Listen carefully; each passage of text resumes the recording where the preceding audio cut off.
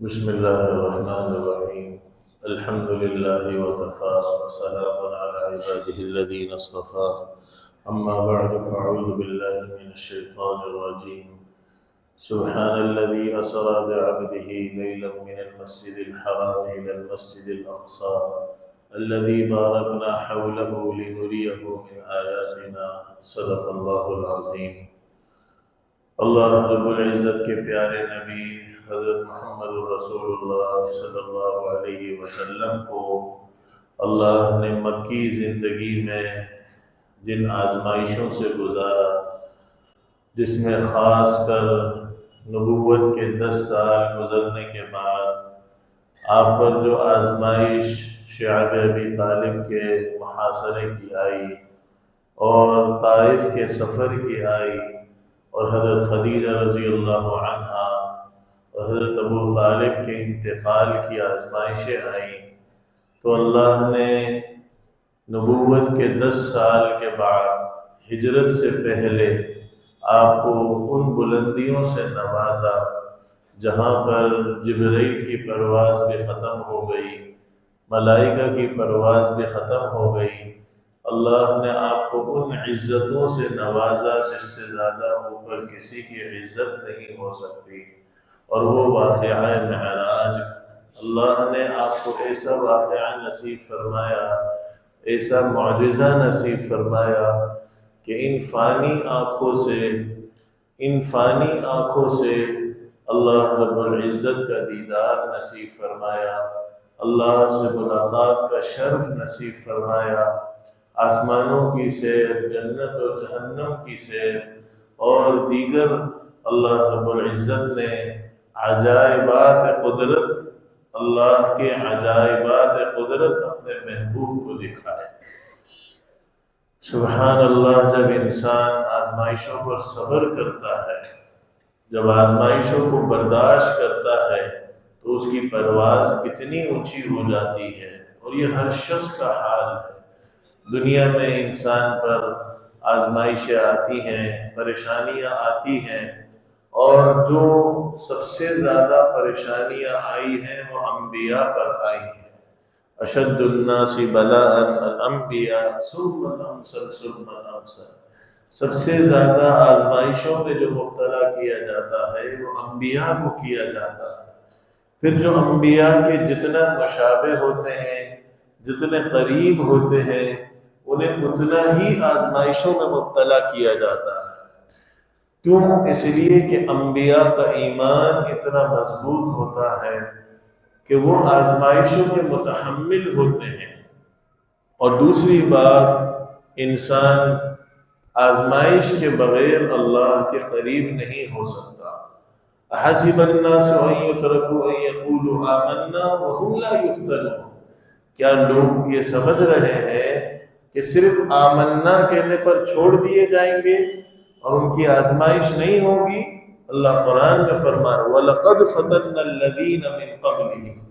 جو لوگ اس سے پہلے گزرے سب کا ہم نے امتحان کیا، سب کی آزمائشیں کی۔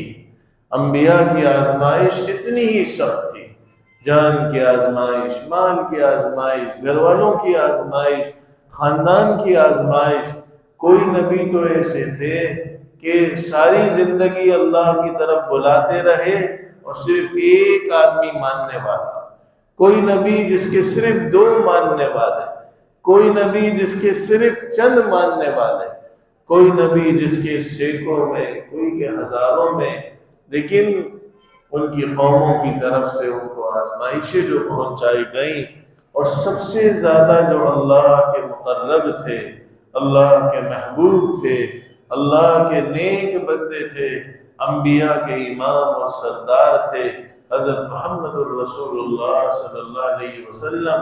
آپ کی آزمائش اتنی ہی سخت تھی، اتنا ہی آپ کو امتحانوں سے، آزمائشوں سے گزارا گیا، اور جب اس پر صبر کیا تو اللہ نے پھر بلندی بھی سب سے زیادہ عطا فرمائی، اور وہ معراج کے واقعے کی صورت میں نصیب فرمائی۔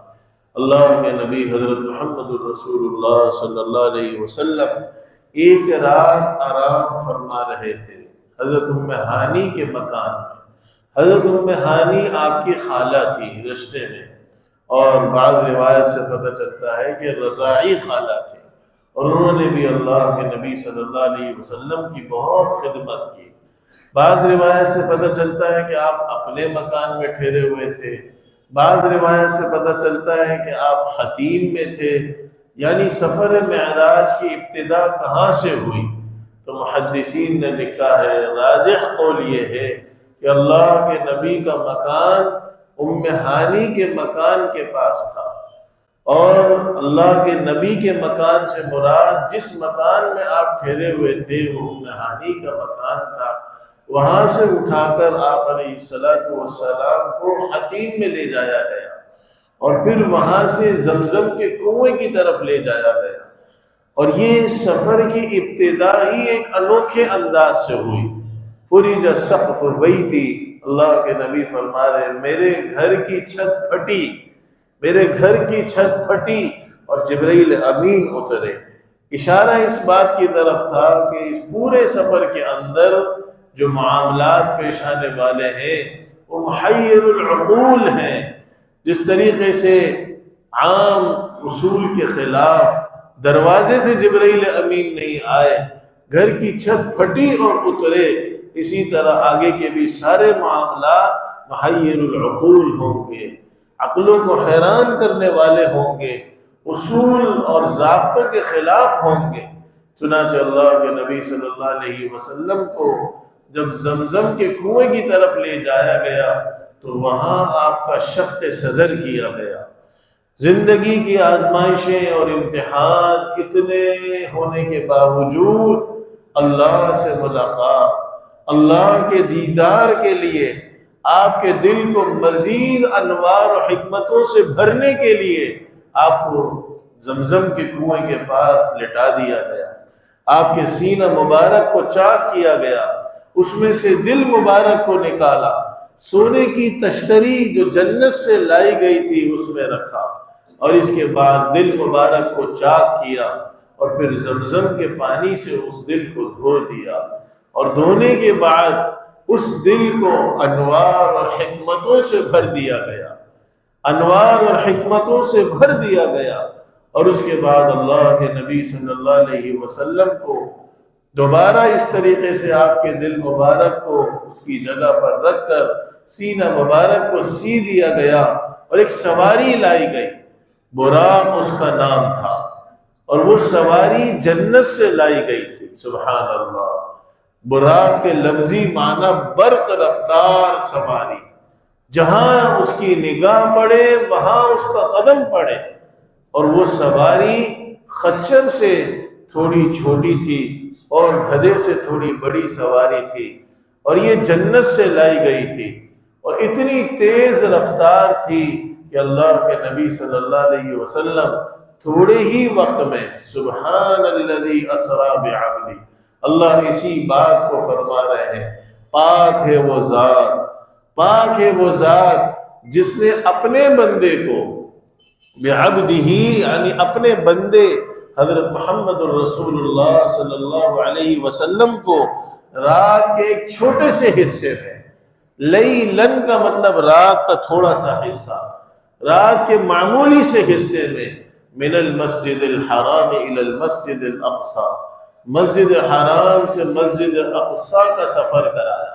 تو ایک مہینے کی مسافت اگر عام طور پر انسان اس زمانے میں جانوروں پر جو سواری کر کے اگر سواری کرتا تو وہ ایک مہینہ کم از کم لگتا، زیادہ بھی لگ سکتا تھا۔ تو رات کے ایک چھوٹے سے حصے میں مسجد حرام سے مسجد اقصی تک لے جانا، یہ چونکہ اللہ کی قدرت کا وہ عظیم کارنامہ ہے جو عقل سے بالا تر ہے، سمجھ سے بالا تر ہے، اس لیے اللہ نے اس کو ذکر کرنے سے پہلے جو الفاظ استعمال فرمائے، سبحان کا لفظ استعمال فرمایا۔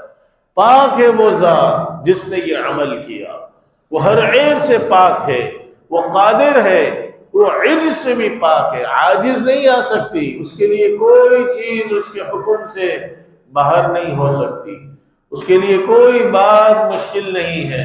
تو سلیمان علیہ السلام کے تخت کو، جس تخت کے اوپر 4,00,000 کرسیاں لگتی تھی اور آگے اس میں انسان سوار ہوتے تھے، پیچھے جنات سوار ہوتے تھے، درمیان میں سلیمان علیہ السلام ہوتے تھے، پھر تخت کو حکم ہوتا تھا، ہوا کو حکم ہوتا تھا کہ تخت کو لے کر اڑو، اور پھر وہ غدوها شہر ورواحها شہر، صبح کے وقت میں 1 مہینے کی مسافت وہ تخت طے کر لیتا اور شام کے وقت میں 1 مہینے کی مسافت طے کر لیتا۔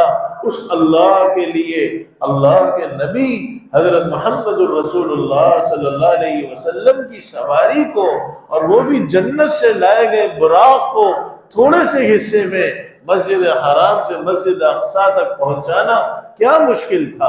تو اللہ کے نبی صلی اللہ علیہ وسلم کو حکم دیا۔ جبرائیل امین نے فرمایا کہ آپ اللہ کے حکم سے اس پر سوار ہو جائیے، اور بعض روایت سے پتہ چلتا ہے کہ جبرائیل امین پیچھے بیٹھ گئے، اللہ کے نبی آگے سوار ہو گئے۔ اب جیسے اللہ کے نبی سوار ہوئے تو براق کانپنے لگا۔ جبرائیل امین نے فرمایا خبردار، اے براق تجھے معلوم ہے تجھ پر کون ہستی سوار ہے؟ کائنات کی عظیم ترین ہستی حضرت محمد الرسول اللہ صلی اللہ علیہ وسلم تیری سواری ہے، اور تو کانپ رہا ہے، تو شوخی کر رہا ہے۔ تو یہ بات سن کر براق سکون میں آ گیا، اور پسینے کی وجہ، اس کے پسینے چھوٹنے لگ گئے، اس بات کی وجہ سے اس کی شوخی ختم ہو گئی۔ بہرحال اس برق رفتاری کے ساتھ اللہ کے نبی صلی اللہ علیہ وسلم روانہ ہوئے۔ راستے میں سب سے پہلے اللہ کے نبی صلی اللہ علیہ وسلم کا گزر ایسے کھجوروں والے درختوں والی جگہ سے ہوا، کھجوروں کے درختوں والی جگہ سے ہوا جہاں کھجور ہی کھجور کے درخت تھے۔ تو اللہ کے نبی صلی اللہ علیہ وسلم کو جبرائیل امین نے فرمایا یہاں اتریے، 2 رکعت نماز ادا فرمائیے۔ آپ اترے سواری سے، 2 رکعت نماز ادا فرمائی۔ پھر آپ علیہ السلام سے جبرائیل امین نے عرض کیا کہ یا رسول اللہ، یہ وہ جگہ ہے جسے یثرب کہا جاتا ہے، جہاں آپ ہجرت کر کے تشریف لائیں گے۔ پھر اللہ کے نبی صلی اللہ علیہ وسلم دوبارہ سوار ہوئے، چلنا شروع ہوئے۔ تھوڑا سا گزرے تھے کہ جبرائیل امین نے دوبارہ فرمایا یہاں بھی اتریے، 2 رکعت نماز ادا فرمائیے۔ اور جیسے ہی آپ نے 2 رکعت نماز ادا فرمائی، جبرائیل امین نے کہا کہ یہ طور سینہ ہے، جہاں اللہ نے حضرت موسیٰ علیہ السلام سے ہم کلامی فرمائی تھی۔ موسیٰ علیہ السلام کو ہم کلامی کا شرف عطا فرمایا تھا۔ پھر آپ تھوڑا سا اور آگے گئے تو دوبارہ جبرائیل امین نے فرمایا یہاں اتریے، 2 رکعت نماز ادا فرمائیے۔ پھر فرمایا یہ مدین ہے، جہاں حضرت شعیب علیہ السلام کی رہائش گاہ تھی۔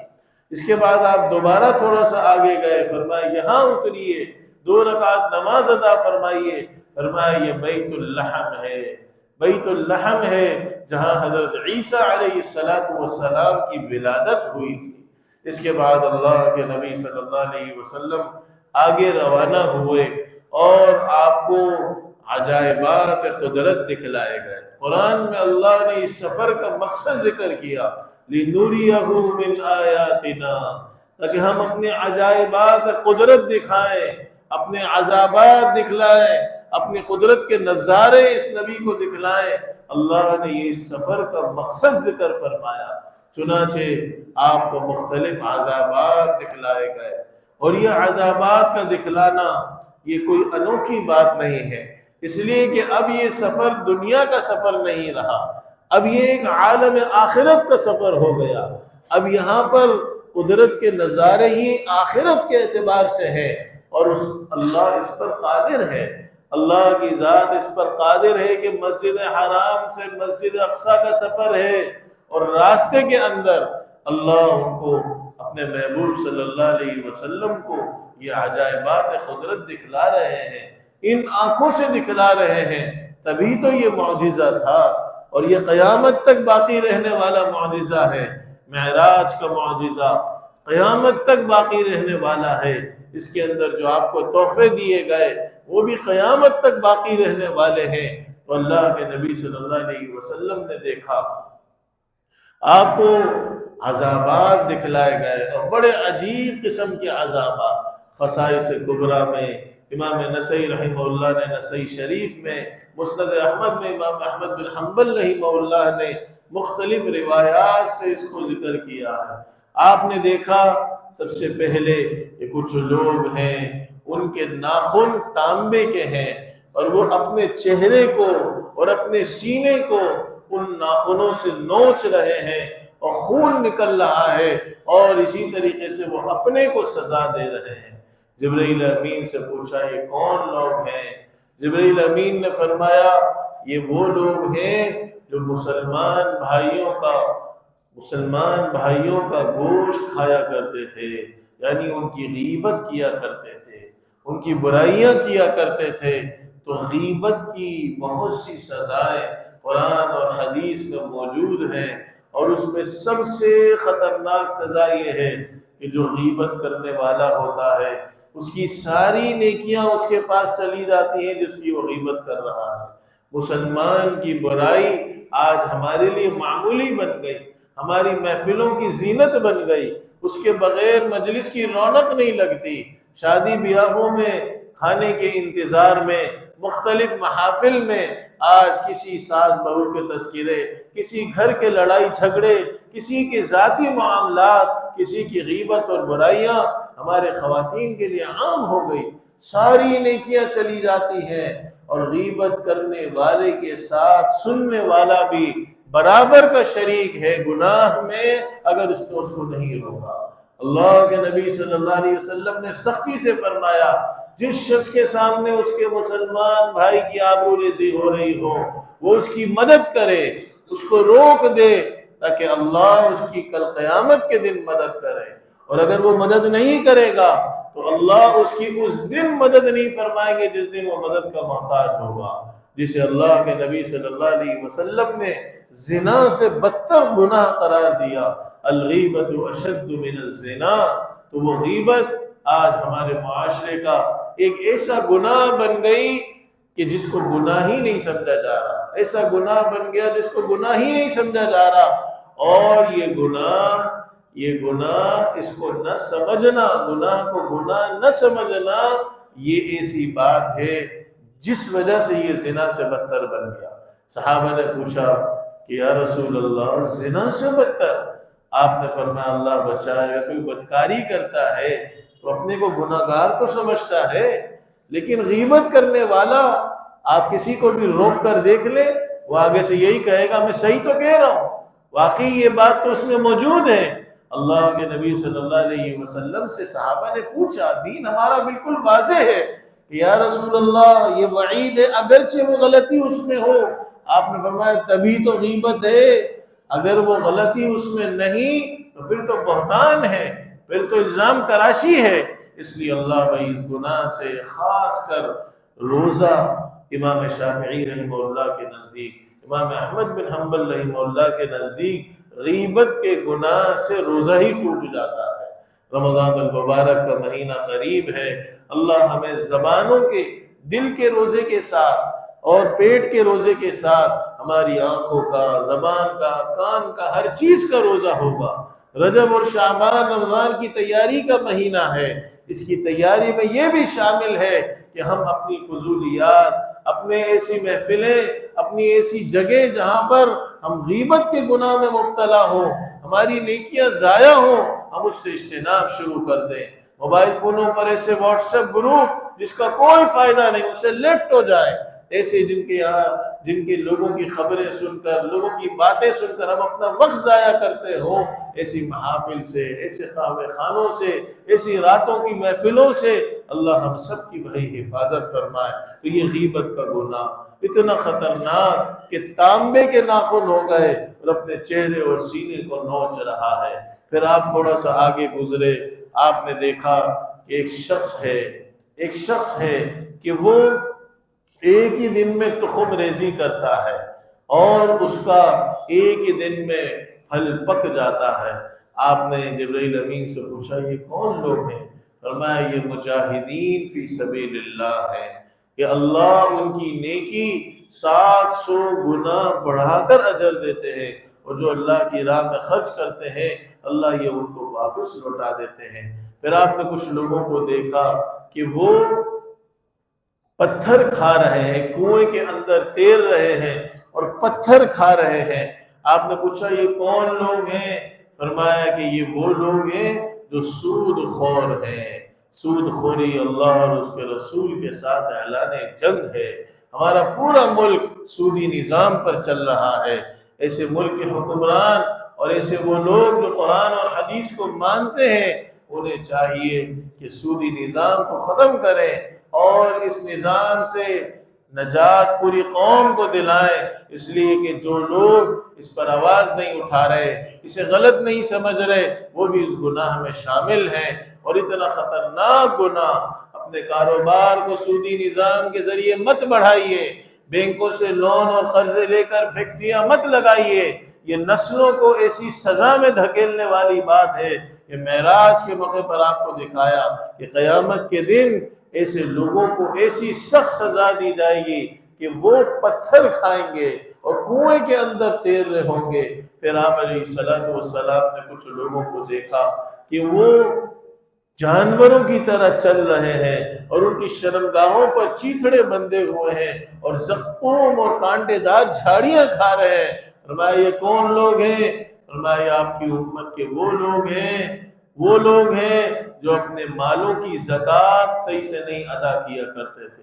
رمضان المبارک کا مقدس مہینہ قریب ہے، لوگ اپنے مالوں کی زکوٰۃ نکالتے ہیں لیکن وہ نام بنانے کے لیے، ایسی جگہ پر جہاں نام ہو جائے، جہاں تصویریں کھینچی جائیں، زکوٰۃ ادا ہو رہی ہے نہیں ہو رہی، نہیں بھائی، مستحق کو معلوم کر کے دیں، اللہ کی رضا کے لیے دیں، خاموشی سے دیں، رشتہ داروں کو ترجیح دیں، اور اپنے پھر صدقات کو ایذا رسانی کے ذریعے احسان جتا کر باطل نہ کریں، مفاد پرستی کی جگہوں پر زکوٰۃ نہ دیں، صحیح سے زکوٰۃ کو ادا کرنا، مستحق کو معلوم کر کے ادا کرنا، حساب کتاب کر کے زکوٰۃ دینا، ورنہ یہ سزا اتنی خطرناک ہے کہ جانوروں کی طرح قیامت کے دن سزا ملے گی، بیل اور اونٹ کی طرح، اور چیتڑے شرمگاہوں پر بندھے ہوئے ہوں گے اور انسان زقوم اور کانٹے دھار جھاڑیاں کھا رہا ہوگا۔ دیگر سزائیں تو الگ سے قرآن اور حدیث میں موجود ہے۔ تو اللہ بھائی ہم سب کو اپنے مالوں کی بھی صحیح انداز میں زکوٰۃ ادا کرنے کی توفیق نصیب فرمائے۔ پھر آپ نے دیکھا کہ ایک شخص ہے جس کے سر کو پتھر سے کچلا جا رہا ہے، اور جب وہ پتھر دور چلا جاتا ہے تو وہ فرشتہ دوبارہ اٹھاتا ہے، جب تک اس کا سر صحیح ہو جاتا ہے دوبارہ اس کے سر کو کچلا جاتا ہے۔ پوچھا یہ کون لوگ ہیں؟ فرمایا کہ یہ آپ کی امت کے وہ لوگ ہیں جو نمازوں میں سستی کیا کرتے تھے۔ یاد رکھیے اللہ نے بے نمازیوں کے لیے تو جہنم بنائی ہے، لیکن جہنم نے خطرناک وادی نمازیوں کے لیے بنائی ہے۔ فویل للمصلین، کون سے نمازی؟ الذین هم عن صلاتهم ساہون، جو اپنی نمازوں میں سستی برتتے ہیں۔ نماز تو پڑھتے ہیں، جمعے کی پڑھ لی باقی چھوڑ دی، 4 پڑھ لی فجر کی چھوڑ دی، گھر میں پڑھ لی مسجد کی چھوڑ دی، اور سنتیں چھوڑ دی، اور خشوع کے بغیر پڑھ، یہ ساری چیزیں محدثین و مفسرین نے لکھا سستی میں داخل ہیں۔ اقامت صلاۃ کا حکم ہے۔ یہ معراج کا واقعہ صرف ہم تبصرے کے لیے اور ایک زبانوں کی اور کانوں کی لذت کے لیے نہ بیان کریں نہ سنیں، بلکہ سبق کے لیے سنیں کہ اتنا عظیم تحفہ ہمیں نماز کا اللہ نے اس معراج کے واقعے سے نصیب فرمایا۔ تو اس شخص کو آپ نے دیکھا، اس کا سر کچلا جا رہا ہے نماز میں سستی کی وجہ سے۔ پھر آپ علیہ السلام نے ایک شخص کو دیکھا کہ لکڑی کا گٹھرا اس کی کمر پر لادنے کی وہ کوشش کر رہا ہے اور اٹھا نہیں سک رہا، مزید لکڑیاں جمع کر رہا ہے۔ آپ نے جبرائیل امین سے پوچھا یہ کون ہے؟ تو جبرائیل امین نے عرض کیا یہ آپ کی امت کا وہ شخص ہے جس کے پاس لوگوں کی امانتوں کا بوجھ ہے، لیکن اس کے باوجود وہ اور بوجھ جمع کر رہا ہے، اور بوجھ جمع کر رہا ہے، اور بوجھ جمع کر رہا ہے، لیکن اٹھا نہیں سک رہا، اس بوجھ کو اٹھا نہیں سک رہا۔ پھر آپ نے شخص کو دیکھا کہ اس کے سامنے دو قسم کا گوشت ہے، ایک ہانڈی میں صاف ستھرا گوشت ہے، ایک میں سڑا ہوا بدبودار گوشت ہے، پھر بھی وہ سڑا ہوا بدبودار گوشت کھا رہا ہے۔ آپ نے جبرائیل امین سے پوچھا یہ کون لوگ ہیں؟ فرمایا کہ یہ وہ شخص ہے کہ جس کے پاس اللہ نے حلال بیوی نصیب فرمائی اور وہ حرام خواہش پوری کرتا ہے، حرام طریقے سے لذت پوری کرتا ہے، تو یہ سزا اسے دی جا رہی ہے۔ اللہ کے نبی صلی اللہ علیہ وسلم کو راستے میں ان عذابات کو دکھلاتے دکھلاتے مسجد اقصیٰ تک پہنچا دیا گیا۔ راستے میں ایک موقع پر آپ علیہ السلام کو ایک بڑھیا نے سلام کیا، آپ کو جبرائیل امین نے فرمایا جواب نہ دیں، پھر آپ تھوڑا سا آگے گئے، ایک بوڑھے شخص نے سلام کیا، جبرائیل امین نے فرمایا جواب نہ دیں، پھر کچھ بزرگوں نے سلام کیا آپ کو ان الفاظ سے، السلام علیکہ یا اول، السلام علیکہ یا آخر، السلام علیکہ یا حاشر۔ جبرائیل امین نے فرمایا کہ آپ جواب دیں، پھر فرمایا کہ وہ جو بڑھیا تھی وہ دنیا تھی، اور دنیا کی عمر اتنی ہی رہ گئی ہے جتنی اس بڑھیا کی عمر ہے، اور وہ بوڑھا جو تھا وہ شیطان تھا، اس نے آپ کو اپنی طرف متوجہ کرنے کی کوشش کی، اور یہ جو چند بزرگ تھے یہ حضرت ابراہیم اور حضرت اسماعیل اور حضرت موسیٰ علیہ الصلوات و تسلیمات تھے۔ اور ایک روایت میں نسائی شریف کی روایت ہے، اللہ کے نبی صلی اللہ علیہ وسلم فرماتے ہیں کہ جب میں بیت المقدس کے قریب پہنچا تو میں نے موسیٰ علیہ السلام کو قبر میں دیکھا کہ قائما یصلی، کھڑے ہوئے وہاں پر نماز پڑھ رہے تھے۔ اب یہ محدثین نے لکھا ہے کہ اللہ کی شان سے یہ کوئی بات بعید نہیں ہے کہ کہیں پر کھڑے ہو کر اللہ کے نبی کو سلام کر رہے ہو، قبر میں نماز پڑھ رہے ہو، آسمان پر بھی ملاقات کر رہے ہو، یا مراد ارواح کی، روحوں کی ملاقات ہے۔ بہرحال اللہ کے نبی صلی اللہ علیہ وسلم رات کے اس تھوڑے سے حصے میں ان عجائبات قدرت کو دیکھتے دیکھتے مسجد اقصیٰ تک پہنچ گئے، اور آپ نے اس براق کو اسی حلقے سے باندھ دیا جس حلقے میں تمام انبیاء نے اپنی سواری مسجد بیت المقدس کے باہر باندھی تھی۔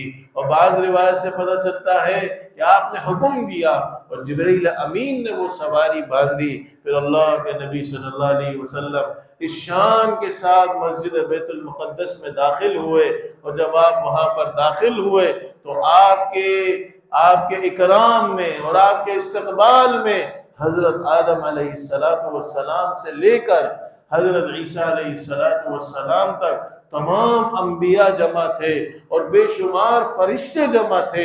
ایک شخص نے اذان کہی، دوسرے نے اقامت کہی، اب امامت کون کرائے؟ سارے لوگ ایک دوسرے کو دیکھ رہے ہیں۔ جبرائیل امین نے اللہ کے نبی صلی اللہ علیہ وسلم کا ہاتھ پکڑا، آپ کو آگے کر دیا۔ آپ نے پہلے تو آپ نے 2 رکعت تحیت المسجد ادا فرمائی، اور اس کے بعد آپ نے تمام انبیاء کو نماز پڑھائی۔ جبرائیل امین نے نماز کے بعد آپ سے فرمایا معلوم ہے آج آپ نے کن کی امامت کی؟ پھر فرمایا کہ آپ نے آدم سے لے کر عیسیٰ علیہ السلام تک تمام انبیاء کی امامت کی، اور آج اللہ نے آپ کو جیسے سردار انبیاء بنایا تھا، خاتم الانبیاء بنایا تھا، آج اللہ نے آپ کو امام الانبیاء بھی بنا دیا۔ اس کے بعد اللہ کے نبی صلی اللہ علیہ وسلم اور تمام انبیاء کی ایک محفل سجی، اور اس محفل کے اندر انبیاء نے مختلف الفاظ کے ساتھ اللہ کی حمد و ثنا بیان کی۔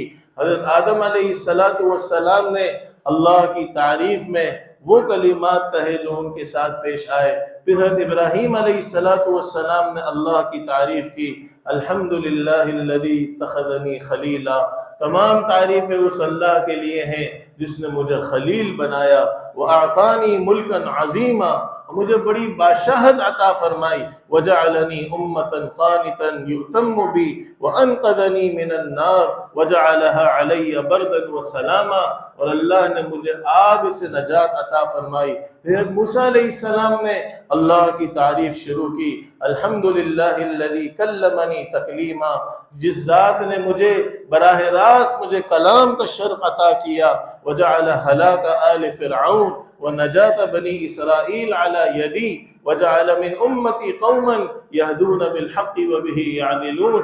میری بد دعا سے اللہ نے فرعون کو ہلاک کیا، بنی اسرائیل کو نجات عطا فرمائی، اس پر اللہ کا شکر ادا کیا۔ پھر داؤد علیہ السلام نے اللہ کی تعریف شروع کی، الحمدللہ الذی جعل لی ملکا عظیما، اللہ کی تعریف جس نے مجھے بہت بڑی بادشاہت عطا فرمائی، وعلمنی الزبور، اور اللہ نے مجھے زبور کی تعلیم عطا فرمائی، وسخر لی الجبال، اور پہاڑوں کو میرے لیے مسخر کر دیا، یسبحن والطیر، واعطانی الحکمہ وفصل الخطاب۔ پھر سلیمان علیہ السلام نے اللہ کی تعریف شروع کی، الحمدللہ الذی سخر لی الریاح وسخر لی الشیاطین یعملون ما شئت من محاریب وتماثیل وجفان کالجواب وقدور الراسیات وعلمنی منطق الطیر واتانی من كل شيء فضلا وسخر لي جنود الشياطين والإنس والطير وفصلني على كثير من عباده المؤمنين وأتاني ملكا عظيما لا ينبغي لأحد من بعدي وجعل ملكي ملكا طيبا ليس فيه حساب، یعنی جو اللہ نے ان کو بادشاہت عطا فرمائی اس کا ذکر کیا۔ پھر حضرت عیسیٰ علیہ السلام شروع ہوئے، اللہ کی تعریف کرنے لگے، الحمدللہ الذی جعلنی کلمہ وجعل مثلی مثل آدم خلقه من تراب ثم قال له كن فيكون وعلمني الكتاب والحكمة والتوراة والإنجيل وجعلني أخلق من الطين كهيئة الطير فأنفخ فيه فيكون طيرا بإذن الله وجعلني أبرئ الأكمه والأبرص وأحيي الموتى بإذن الله ورفعني وطهرني وأعاذني وأمي من الشيطان الرجيم فلم يكن للشيطان علينا سبيل۔ جتنے معجزات اللہ نے حضرت عیسیٰ علیہ السلام کو نصیب فرمائے ان سب معجزات کا ذکر کیا۔ پھر ہمارے نبی حضرت محمد الرسول اللہ صلی اللہ علیہ وسلم شروع ہوئے، ان الفاظ سے اللہ کی تعریف بیان کرنے لگے، الحمدللہ الذی ارسلنی رحمتا للعالمین وکافتا للناس بشیرا ونذیرا وانزل علی الفرقان فیہ بیان لکل شیء وجعل امتی خیر امہ اخرجت للناس وجعل امتی هم الاولین والآخرین وشرح لی صدری ووضع عنی وزری ورفع لی ذکری وجعلنی فاتحا وخاتما، کہ اللہ نے مجھے قرآن دیا، اللہ نے میری امت کو بہترین امت بنایا، اللہ نے سارے بوجھ میرے اوپر سے ہٹا دیے، میرے سینے کو کھول دیا۔ اور جب اللہ کے نبی صلی اللہ علیہ وسلم نے اللہ کی تعریف فرمائی تو حضرت ابراہیم علیہ السلام نے تمام انبیاء سے فرمایا کہ ان زبردست انعامات اور فضائل کی وجہ سے یہ محمد تم سب کا امام ہے اور تم سب کا سردار ہے۔ تو یہاں تک جو واقعہ کہلاتا ہے وہ اسراء کہلاتا ہے، پھر یہاں سے آسمانوں کی سیر یہ معراج کہلاتی ہے۔ زندگی رہی تو انشاءاللہ اگلے جمعہ عرض کیا جائے گا۔ اللہ رب العزت اس پورے واقعے میں جتنے عذابات کا ذکر ہوا ان تمام گناہوں سے ہماری اور پوری امت مسلمہ کی حفاظت فرمائے۔ وآخر دعوانا ان الحمدللہ رب العالمین۔